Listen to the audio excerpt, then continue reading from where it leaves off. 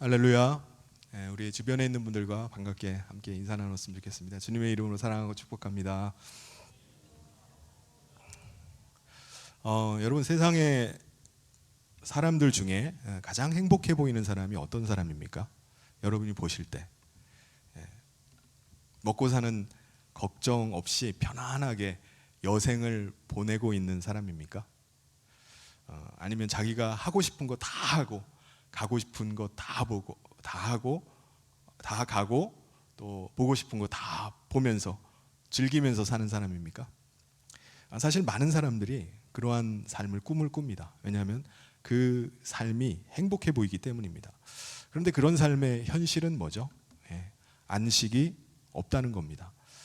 우리 인간은 하나님을 떠나서 자기가 원하는 삶을 살고 자기가 하고 싶은 것을 하면서 사는 게 가장 큰 행복이고 가장 좋은 거라고 생각합니다. 그런데 하나님을 떠난 첫사람 아담과 하와는요, 하나님을 떠나자마자 고통이 시작됐어요. 저주받은 땅은요, 소산을 그냥 내놓질 않습니다. 수고에 땀을 흘리고 힘쓰고 애써야지 겨우 소산을 얻게 됩니다. 그러니까 육체적으로 너무너무 피곤한 삶이에요. 모든 게 다 제한되어 있습니다. 모든 게 다 부족해요. 그래서 모든 사람들은 다 각자 자기 자신만을 위해서 살게 됩니다. 그러니까 자기 코가 석자라는 말이 있잖아요. 자기 숨쉬기도 힘든 거예요. 누구를 챙기고 누구를 돌볼 여력이 없는 겁니다. 그러므로 다른 사람을 생각하기보다는 다 각자 자기 자신만을 위해서 살아갑니다. 제한된 걸 차지하기 위해서 서로 경쟁하고 부족한 걸 서로 차지하기 위해서 끊임없이 다툼이 일어납니다. 오늘날 정치인들을 보세요. 서로 권력 하나를 잡기 위해서 얼마나 온갖 수단을 다 동원해서 치열하게 싸웁니까? 그러니까 인간의 혼이 늘 피곤합니다. 늘 긴장돼 있고 서로를 견제해야 됩니다. 끊임없이 비교하면서 또 비교당하기도 하면서 시기와 질투 가운데 살아가요. 그런데 우리 인간이 하나님께 돌아갈 수 있는 길이 열렸습니다. 하나님 안에서 누리던 안식을 우리가 다시 누릴 수 있게 된 거예요. 어떻게 해요? 우리 인간을 대신해서 제물이 되어주신 하나님의 아들 예수 그리스도를 믿는 것입니다. 예수님의 대속의 은혜를 믿는 자마다 그리스도와 함께 죽은 자가 됩니다. 죽은 자는 더 이상 죄와 사망의 법이 정죄할 수가 없어요. 그리스도와 함께 죽었기 때문에 죄에서 해방이 되었습니다. 그 사람은 죄사함의 은혜를 받을 뿐만 아니라 또한 그 사람 안에 성령님이 임하시는 은혜를 누리게 됩니다. 그래서 그 사람은 성령님을 통해서 하나님의 영과 그리스도의 영과 함께 살게 됩니다. 그래서 육체는 이 세상에 살고 있지만 그래서 여전히 환경과 물질의 영향을 받으면서 살 수밖에 없습니다. 그런데 그 사람의 혼은 하나님 안에 거하기 때문에 안식을 누리게 됩니다. 이 세상에 살고 있지만 하나님 안에서 누리는 평안을 누리면서 살게 됩니다. 그것이 저와 여러분인 줄 믿습니다. 인간의 혼은 하나님을 떠나 있으면 육체의 본성이 끄는 대로 끌려갈 수밖에 없어요. 그렇게 생각하고 육체가 원하는 대로 생각하고 육체가 원하는 대로 행동을 하게 됩니다. 그런데 우리 인간의 혼이 하나님 안에 있으면 하나님의 뜻을 따르기 시작합니다. 그리스도의 말씀을 따라서 생각하기 시작하고요, 행동하기 시작합니다. 장로 요한은요, 오늘 말씀해 보면 가이오라는 사람에게 이 진리를 증거했습니다. 가이오는 이 진리를 믿음으로 하나님 안에 거하는 사람이 되었고요, 그리스도를 모시고 사는 사람이 되었습니다. 이 가이오는 그리스도의 생명으로 거듭나서 하나님의 뜻과 그리스도의 말씀을 쫓아서 살게 되었어요. 그래서 가이오는 장로 요한이 진리 안에서 낳은 하나님의 자녀가 되었습니다. 장로 요한이 믿음의 아들이 된 이 가이오에게 편지하면서 이렇게 시작을 합니다. 우리 1절 말씀을 보면은 우리 같이 한번 읽어보겠습니다. 시작. 장로인 나는 사랑하는 가이오 곧 내가 참으로 사랑하는 자에게 편지하노라. 편지를 시작하면서 가이오에게 말합니다. 가이오의 혼이 잘된 것처럼 모든 일에도 다 잘되고 강건하기를 간구한다 라고 말합니다. 2절에 나오죠. 사랑하는 자여 내 영혼이 잘됨 같이 내가 범사에 잘되고 강건하기를 원한다. 여기서 내 영혼이 잘됨, 영혼이란 말은 푸시케 혼이라는 말입니다. 하나님은요, 우리 인간을 혼이 있는 존재로 창조하셨어요. 우리 혼에게 가장 좋고 가장 복된 것은 우리 혼이 하나님 안에 있는 겁니다. 하나님의 영이 우리 혼 안에 거하는 겁니다. 이게 가장 복된 거예요. 성경에서는요, 혼을 마음이라고 이렇게 표현합니다. 에베소 3장 17절에 보면 믿음으로 말미암아 그리스도께서 너희 마음에 계시기를 원한다라고 말씀합니다. 그리스도께서 우리 안에 계시는 것이 우리 마음에 계시는 것과 같다라고 이렇게 마음에 계신다라고 하는 말과 같은 말입니다. 또 혼은 우리 눈에 보이는 존재가 아니기 때문에 육체같이 눈에 보이는 존재가 아니죠. 그래서 성경은 혼을 마음에 숨어 있는 사람이다라는 표현을 씁니다. 그래서 베드로전서 3장 4절에 오직 마음에 숨은 사람을 온유하고 안정한 심령에 썩지 않을 것으로 하라 이렇게 말씀합니다. 그러므로 하나님과 그리스도는 우리 속사람 안에, 우리 마음 안에 지금 계시는 겁니다. 과거에 우리 혼이 하나님을 떠나 있을 때는 우리 혼이 자기 육체의 본성을 따라 살아왔어요. 육체가 원하는 대로 자기 육체의 본성인 탐욕과 욕망이 이끄는 대로 살아갔습니다. 그래서 그 육체의 본성을 따라 사는 사람들을 보면은 짐승과 다를 바가 없어요. 특별히 유물사관을 가진 사람들은 인간의 존재를 뭐로 보죠? 물질로 봅니다. 그래서 그 사람들은 인간을 물질처럼 대하는 거예요. 그래서 잔혹해요. 유다서 1장 10절에 보면 이렇게 말씀합니다. 이 사람들은 무엇이든지 그 알지 못하는 것을 비방하는도다. 또 그들은 이성 없는 짐승같이 본능으로 아는 그것으로 멸망한다고 말씀합니다. 그런데 우리 혼에 그리스도의 영이 임하시고 하나님의 영이 임하심으로 하나님과 그리스도께서 우리를 주장해 나가기 시작하면요, 우리는 하나님의 뜻을 따라서 그리스도의 말씀을 쫓아서 사는 사람으로 바뀌게 됩니다. 아직 우리가 육체는 이 땅 가운데 살고 있기 때문에 이 땅의 환경과 이 땅의 물질의 영향을 받을 수밖에 없습니다. 그렇죠? 그런데 우리 혼이 하나님 안에 거한 다음부터는 이제는 우리가 우리의 능력과 힘으로 사는 존재가 아닙니다. 하나님의 능력 가운데 우리가 살게 되었습니다. 그래서 여러분, 아주 문화 인류학에서는 이렇게 말하면 안 되는데 모든 문화는 다 똑같다라고 말하지만은 그래도 미개한 문화가 있잖아요. 문화적 수준이 짐승 같은 민족이 있어요. 야, 이것이 인간인가? 그렇다 할지라도요, 그 민족에게 그리스도의 복음이 들어가면 어떤 일이 일어나죠? 변화가 일어납니다. 사람들의 의식이 변화가 돼요. 문명이 그때부터 발전하기 시작합니다. 특별히 하나님 안에 들어오기 전까진 자기밖에 모르고 자기 자신만을 위해서 살던 사람이 복음이 들어가고 그리스도께서 그 사람 안에 거하시고 나면요, 그 사람이 다른 사람을 위해서 살기 시작합니다. 그게 놀라운 변화예요. 자기밖에 모르던 사람이 다른 사람을 생각하고 다른 사람을 사랑하기 시작하는 거예요. 이전에는 다른 사람에게 관심도 없었어요. 다른 사람? 그거는 나의 이용의 대상일 뿐이었습니다. 그런데 그리스도께서 그 마음에 거하신 이후부터는 달라지는 거예요. 그리스도 안에서 한 몸 된 다른 사람들을 사랑하기 시작합니다. 다른 사람들의 필요가 뭔지가 보이기 시작하는 거예요. 내가 무엇을 도우면 좋을지 거기에 내 마음이 자꾸 가는 겁니다. 관심이 거기에 쏠리는 거예요. 왜 다른 사람에 대해서 이렇게 관심을 갖게 되고 사랑하는 마음을 품게 되죠? 왜냐하면 그리스도 안에서 다른 사람은 자신과 한 몸이라는 사실을 깨닫기 때문입니다. 자기 몸이니까, 나와 한 몸이니까 사랑하는 겁니다. 우리 혼이 처음부터 그렇게 할 수는 없습니다. 마치 갓 태어난 아기가 다른 사람 사랑할 수 있나요? 돌봄을 받아야지, 사랑을 받아야 될 존재가 어떻게 다른 사람을 사랑합니까? 이거 마찬가지예요. 우리 혼이 거듭난 이후에는 자기 자신밖에 모를 수도 있어요. 그런데요, 시간이 지나면서 차츰차츰 하나님의 뜻을 분별하기 시작하고 그 뜻을 쫓아서 살아가기 시작합니다. 다른 사람을 섬기려고 하는 거예요.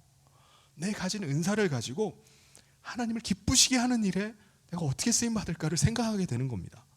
내가 공동체를 위해서 내가 뭔가를 기여하고 싶고 헌신하고 싶은 마음이 자꾸 찾아오는 거예요. 여러분, 이렇게 진리를 따라서 사는 삶을 계속 살다 보면요, 시간이 지나면요, 우리 혼에 확신이 들기 시작합니다. 그래서 더 그리스도의 말씀에 붙들려서 살기 시작하고요, 그 말씀을 더 구하고 그 말씀을 쫓아서 살기 시작합니다. 이것이 점점 성숙해져 가는 것입니다. 완전히 성숙해진 사람은 어떤 사람일까요? 그리스도께서 그를 완전히 주장하는 사람입니다. 내 육신의 본성과 내 탐욕과 욕망이 나를 주장하는 게 아니라 내 안에 계신 그리스도가 나를 완전히 주장해 가시는 사람입니다. 여러분, 우리는 우리 자녀가 있으면 우리 자녀들에게 많은 기대를 겁니다. 우리 자녀가 외모가 좀 더 뛰어나길 원하고, 머리도 더 좋길 원하고, 사회에서도 더 높아지길 원하고. 그런데 자녀가요, 건강하지 못하면 그 모든 게 무슨 소용이 있습니까? 부모는 자기 자녀가 건강하지 못하면요, 근심하게 돼요. 슬퍼합니다. 건강하지 못한 자녀의 부모는요, 자기 자녀가 시험 성적 오르는 걸 바라는 게 아닙니다. 뭔가 뛰어나게 잘해가지고 상 받아오길 원하는 게 아니에요. 바라는 거 오직 한 가지밖에 없어요. 건강한 거, 그거 한 가지밖에 없는 겁니다. 그것만 한 가지만이라도 그것 때문에 기뻐하고 그것 때문에 감사합니다. 우리 하나님도 마찬가지예요. 우리를 진리로 나오신 하나님 아버지께서 우리에게 원하시는 것 한 가지입니다. 우리 혼이 건강한 거예요. 우리 혼이 하나님의 영과 그리스도의 영을 모시고 하나님과 그리스도의 인도함을 받아서 살아가는 것, 그게 건강한 겁니다. 그런데 우리가 진리로 거듭났다고 하면서도 여전히 자기 육체의 본성을 따라 살고 자기 배만을 위해서 살아가고 자기 자신만을 위해서 살아가면은 우리 하나님은 근심하실 것입니다. 건강하지 못한 자녀로 인해서 슬퍼하시는 겁니다.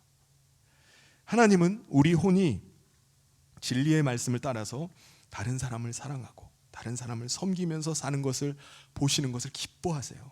우리 4절 말씀에 보면은 우리 같이 한번 읽어보겠습니다. 시작. 내가 내 자녀들이 진리 안에서 행한다함을 듣는 것보다 더 기쁜 일이 없도다. 여러분, 가이오가 진리 안에서 도대체 뭘 행한 거죠?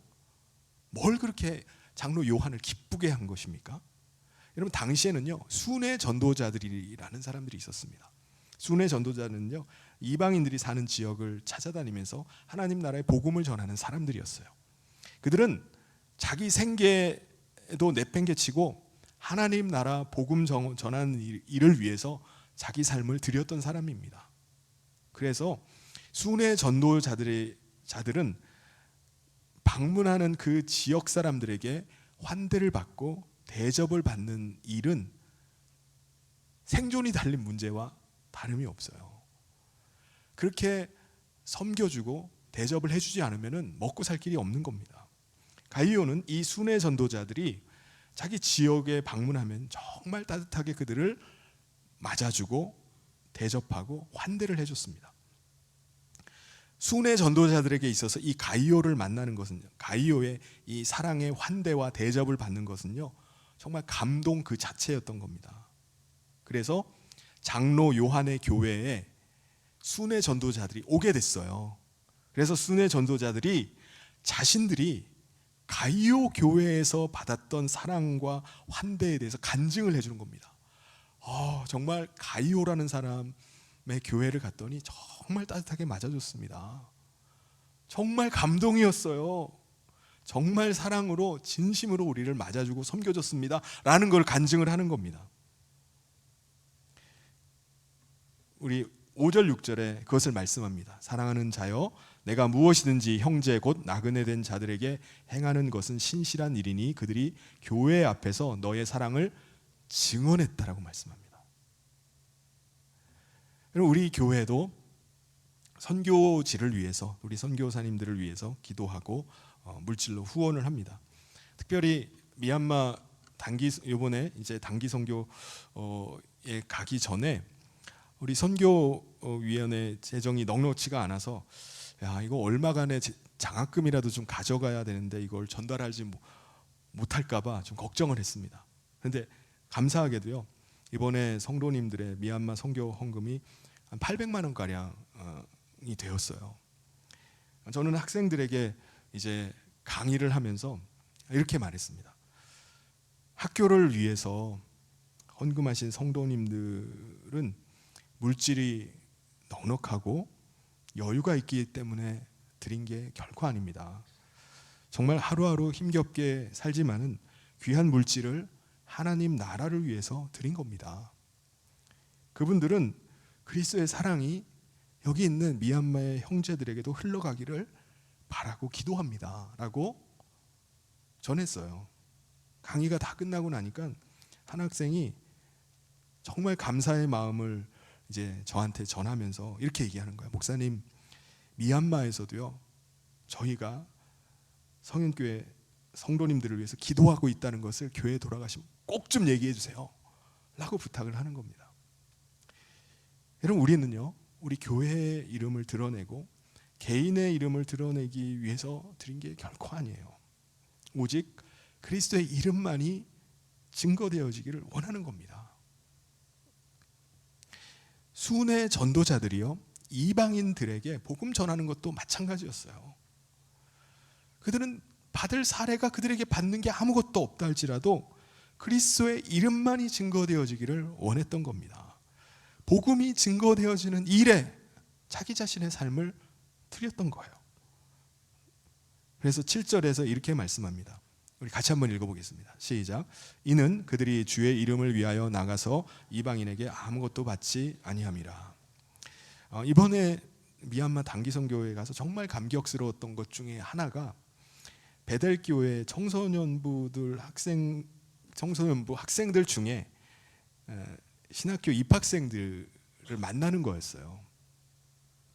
한 학생이요, 낯이 너무 익은 겁니다. 그래서 제가 물어보니까는 제가 미얀마 갈 때마다 만났던 자매였어요. 그 자매가 이제 장성에서 신학교에 들어온 겁니다.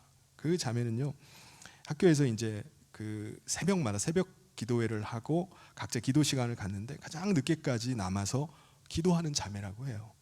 그리고 다른 또 한 자매가 있는데요, 이 자매는요,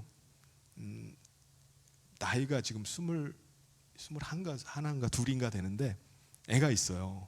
결혼은 거기는 워낙 빨리 18살부터 결혼을 해서 23살이 넘어가면은 좀 늦었다라고 얘기를 할 정도로 빨리 결혼을 합니다. 근데 애기도 있는데 그 자매가 이제 신학을 이제 공부를 하고 있어요. 그런데 설교를 굉장히 잘해가지고 당대 목사님이 주일 낮에 대회 설교를 맡길 정도라고 합니다. 그 자매는요, 졸업을 하고 나면 교회 개척을 하겠다고 결심을 하고 기도를 하고 있습니다. 여러분, 우리의 물질의 헌신과 간절한 기도는요, 미얀마 현지에 우리가 가 있지 않는다 할지라도 우리가 진리를 위해서 함께 일하고 있는 겁니다. 오늘 우리가 금요 기도회에 함께 기도하는 것도 마찬가지예요. 우리가 진리를 위해서 기도를 통해서 함께 동역을 하고 있는 겁니다. 그리고 8절에 이렇게 말씀해요. 우리 같이 한번 읽겠습니다. 시작. 그러므로 우리가 이 같은 자들을 영접하는 것이 마땅하니 이는 우리로 진리를 위하여 함께 일하는 자가 되게 하려 함이라. 여러분, 진리 가운데 있는 사람은 하나님의 뜻과 그리스도의 말씀을 따라서 살고자 합니다. 그래서 진리 가운데 사는 사람에게는 하나님이 계속 높여져요. 진리 가운데 사는 사람은 그리스도의 이름이 계속 그 사람을 통해서 드러납니다. 그런데 여러분, 사람들 가운데는 하나님이 계속 높여지고 그리스도의 이름이 계속 드러나는 것이 아니라 자기의 이름이 자꾸 드러내고 자기의 존재를 자꾸 부각시키려는 사람도 있습니다. 우리가 직장 생활을 하거나 우리 사회생활을 하다 보면 종종 그런 사람을 만나게 되죠. 모든 일에 있어서 모든 영광은 나에게, 이렇게 하는 사람이 있습니다. 내가 모든 사람의 중심, 다른 사람과 공감도 부족하고 외적인 겉모습에 굉장히 치우치는 사람이 있습니다. 집착하는 사람이 있어요. 이런 과도한 자기 인정의 욕구가 있기 때문에 자기를 자꾸 드러내고 자기가 부각되지 않으면 굉장히 불쾌하게 여기고 막 불안해하고 분노에 빠지는 사람도 있습니다. 이런 성향의 사람이 당시 교회 안에도 있었어요. 9절 말씀에 보면은 내가 두어 자를 교회에 썼으나 그들 중에 으뜸되기를 좋아하는 디오드레베가 우리를 맞아들이지 아니했다라고 말씀합니다. 디오드레베라는 사람은요, 순회 선교사들이 오면은요 악한 말로 막 비방을 하고 영접하지도 않고 순회 선교사들을 대접하고 환대를 하면은 그 사람들을 막 회방하고 교회에서 쫓아내는 일까지 벌였습니다. 내가 으뜸이 돼야 되는데 사람들의 관심과 인정이 다른 사람에게 쏠리니까는 그걸 경계하는 겁니다. 그리고 10절에서 이렇게 말씀합니다. 그러므로 내가 가면 그 행한 일을 잊지 아니하리라. 그 악한 말로 우리를 비방하고도 오히려 부족하여 형제들을 맞아들이지도 아니하고 맞아들이고자 하는 자를 금하여 교회에서 내쫓는다고 말씀합니다. 여러분, 디오드레베라는 사람은 왜 이러는 거죠? 왜 이러는 겁니까? 하나님 안에 거하지 않기 때문입니다. 이 사람은 하나님을 아직 만나지 못한 사람이에요. 11절 말씀 우리 같이 한번 읽어보겠습니다. 시작. 사랑하는 자여, 악한 것을 본받지 말고 선한 것을 본받으라. 선을 행하는 자는 하나님께 속하고 악을 행하는 자는 하나님을 배웁지 못하였느니라. 놀랍게도요, 이 디오드레베는 교회 안에는 들어와 있어요. 그런데 아직 진리 안에 거듭나지 못한 사람입니다. 그럼에도 불구하고 워낙 으뜸되는 걸 좋아하니까 그런 성향이 있으니까 열심을 내가지고 지도자까지 된 거예요. 여러분, 세상 사람들의 대부분은 자기를 사랑하고 자기를 높이려고 하는 인정의 욕구가 다 있습니다. 다 어느 정도는 있어요. 그런데 우리가 하나님 안에 들어오면요, 이게 반대가 됩니다. 다른 사람을 사랑하고 다른 사람을 생각하고 다른 사람을 높이려고 하고 섬기려고 합니다. 자신은 그리스도와 함께 죽고 그리스도께서 자기 안에 살기 때문에 그리스도의 마음 가지고 살아갑니다. 우리는 하나님께 속하지 않은 디오드레베가 아니라 하나님께 속한 가이오와 데메드리오와 같은 사람이 되어야 됩니다. 데메드리오에 대해서 12절에서 말씀해요. 우리 같이 한번 읽어보겠습니다. 시작. 데메드리오는 뭇사람에게도 진리에게서도 증거를 받았음에 우리도 증언하노니 너는 우리의 증언이 참된 줄을 아느니라. 사랑하는 여러분, 하나님의 사랑과 그리스도의 놀라운 그 은혜로 우리의 혼은 하나님 안에 거하게 됐습니다. 우리 안에 사시는 하나님의 영과 그리스도의 영을 따라서 진리를 따라 사는 삶을 살아갈 수 있기를 바랍니다. 이제 우리를 주장하시는 분이 누구십니까? 우리의 본성이 아니라 그리스도이십니다. 우리는 그리스도를 쫓아서 믿음으로 순종하면서 살아갑시다. 우리를 통해서 우리 안에 거하시는 그리스도의 이름이 계속해서 높여지고 하나님의 선하신 뜻이 계속해서 드러나는 일들이 저와 여러분을 통해서 나타나게 하는 저와 여러분 되시기를 주님의 이름으로 축원합니다.